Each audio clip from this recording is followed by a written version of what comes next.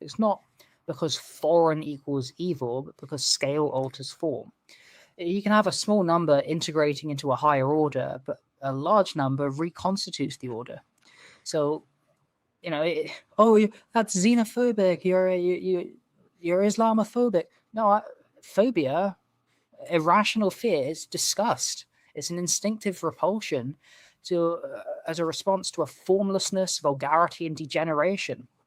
It's a recognition of civilizational decline, not irrational hatred. And the way that you evaluate that civilizational decline is by looking at form, hierarchy, spiritual orientation, and cultural style, not by abstract moral universalism. What's his name? Raw Egg Nationalist tweeted yesterday, there's only one race, the human race. I said, what about the 400 meter? What about the baton? Like, what are you trying to say with this tweet? It doesn't make sense. If an immigrant comes over and they're, listen, I'm an immigrant. I'm not even an immigrant. I'm a refugee. I'm a failed refugee. I just don't get any benefits or any benefit at all. If you see law-abiding behavior, cleanliness, strong internal norms, family structure, low public disorder, cultural self-restraint, great. This is an organic community with internal discipline, as opposed to like the masses, which is produced by maternity, uprooted and formless. There's a difference. There is a substantive and structural difference between order and disorder.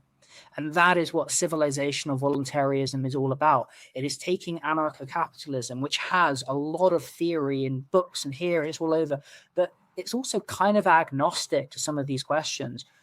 It's being written out by this person, this person, this person. I'm kind of taking them together and saying, okay, listen, it's not like anarcho-capitalism isn't about being materialistic. It's not about having this liberal universalism where you reject these things. It's about establishing order by making some of those beliefs that are not personal preference, by the way, is aligned with transcendent orders. It's about order without force, as opposed to disorder, which can degenerate. And it comes back to, you've asked me some questions about history. Mm-hmm. If you go back to the ancient Greek, there is not what is anarchy. There's some dirty words. There's anarchy, there's anarchy, there's anarchy.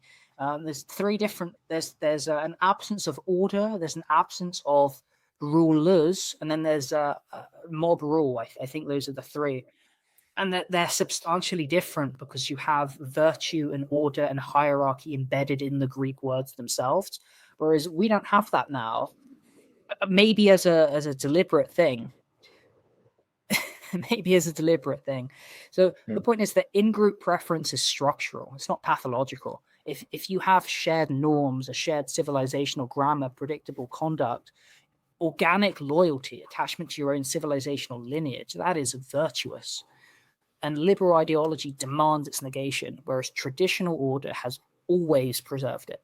And it is that total moral inversion that's come about in the post-war synthesis led by America, as well as the communist subversives also, who have encouraged it, and Yuri Bezmenov was right. So this has come in to Europe and America, and it's just become so absurd.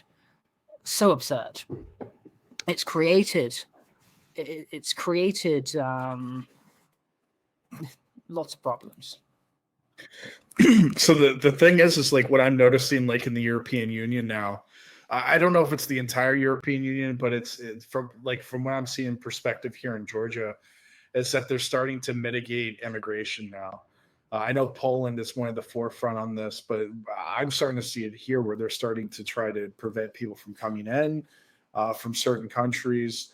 Even expats, like even guys like me that have been here a while, we're starting to see it seems like they're trying to make it more difficult, not necessarily for us to come here, but just in particular, like with the nationalization of, they're looking out for their people, so to speak, like for jobs and things of that nature. We talked about this. I don't want to get too far into it, but What are you seeing in Bulgaria, like in this regard? Are you seeing any type of nationalist movement or like immigration? Like, There's nationalism, but in Bulgaria. I'm not so sure, but I think there's like elite struggle. It's mostly internal, just corruption. Just the courts are terrible. The politicians are all mafia, like every other country, by the way. But it's just very obvious here.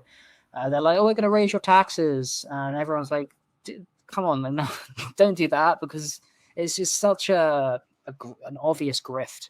And but Bulgaria is a shrinking country, not shrinking as much as Ukraine, for example. But Bulgaria 30 years ago had 10 million people, and now it has 7, and it's shrinking. There was something I read a while ago that said, "Oh yeah, we're gonna start importing Indians," and I haven't seen any. I don't know what happened about that. But we have a lot here. Mm. We have a lot here in Georgia. A lot. Yeah. But what is continue what you're saying? I'm sorry. I have no idea because it's now in Schengen. If someone wants to move from anywhere in Europe, they can. If you've got a European residency, but honestly, I like unless you love the country for the geography, for the food, for the culture, for the people, these are all good reasons to love Bulgaria, by the way. Unless there's an opportunity here for you, I don't know why you'd come. It's a beautiful country. It's a great place to exist. I love being here. There are lots of benefits, but it's no longer as affordable as it once was. Maybe it is elsewhere. People tell me that groceries in Vienna sometimes are more affordable than here in Sofia. I'm like, damn, that's not great. I don't know how true that is because I haven't traveled and don't and can't. But and again, the geography is beautiful. The people, it's a great place to live and exist. But in terms of economic opportunity, it's just not that attractive for most people, I would imagine. Yeah. Everything that you've said is like basically what's going on here as well. Unless you have like family or you have, opportunity or certain things that like draw you to this country, most locals will tell you, like, ask you what you're doing here because it's like there's a lot better opportunities in other countries. Um, and like I said, hold on one second. Sorry about that. Yeah, one of the main things that I hear all the time is they're like, well, why are you here? Why did you come to Georgia of all places? And I'm like, well, I've been here a long time. I came here because of the affordability at first. Not just the affordability, but just I was younger. I was in my 20s. So I wanted to kind of experience like what it was like to live in, other countries and would live and work. And I was working in multiple different countries before I came here. I was in Korea. Then I went into Europe to visit for a little bit, worked on some academic credentials.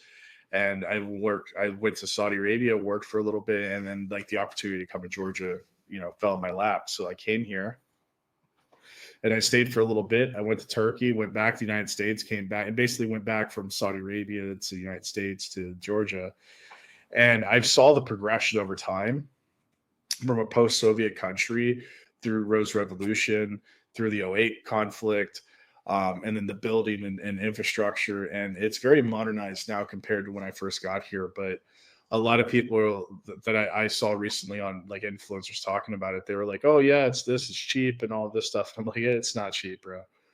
Not even by a long shot. I mean, maybe compared to the United States, maybe, but compared to the rest of Europe, not really. It's like we've already compared and contrasted the differences with prices between Bulgaria, Eastern Europe, and here.